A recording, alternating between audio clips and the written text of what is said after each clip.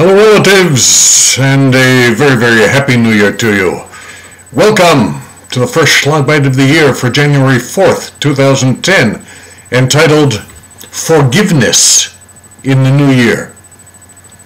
Several weeks ago I spoke in Hilton Head, South Carolina at the annual meeting of the National Institute of Complementary and Applied Behavioral Medicine, NICABAM for short. On the day I was to leave for California to participate in another workshop, I severely hurt myself during my morning yoga practice. Moving into the triangle pose, I felt a painful pop in my left hip and I crumbled to the ground, moaning. I had just pulled my hamstring muscle right at its insertion on the sits bone. The flight to Los Angeles was miserable, in spite of the bourbon, and the discomfort forced me to focus on the truth that this is the third time in the last 5 months that I've injured my left leg.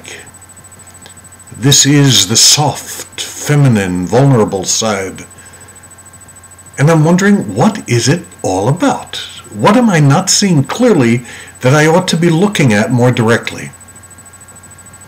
I've been struggling with this vulnerability issue for the last several years. I am still having trouble letting go of those old strivings that once defined my competence, what I had to be or do to feel like a man. But those things no longer serve my progress. And there is still a piece of me that can't welcome and love the man that I now am. This workshop that was coming up in Los Angeles is with the distinguished Kabbalist, my holy brother, Rabbi Gershon Winkler, and it was entitled From Torah to Tipi. It is about the shamanic roots of healing.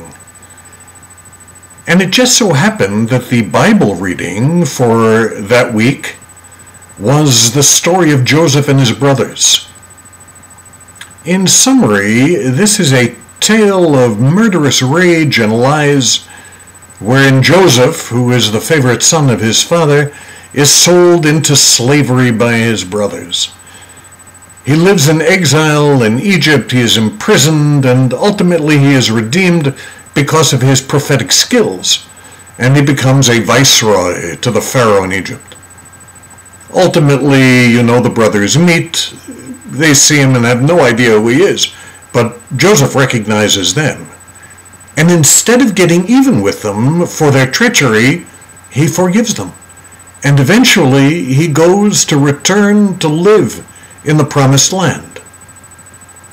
While I'm listening to the story, it comes to me that hobbling myself is just another tribute to my inability to forgive myself for the man that I once was.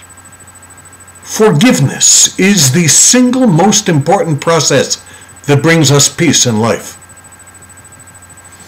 Forgiveness is how we free ourselves from the prisons of unhealed wounds.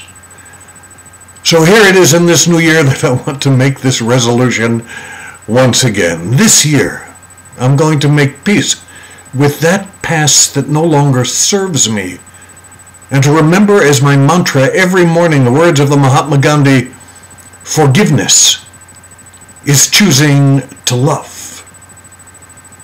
To all of you relatives, I say Happy New Year, Feliz Año Nuevo, Herzliche Neujahrsgrüße, Leshana Tova. I say this for all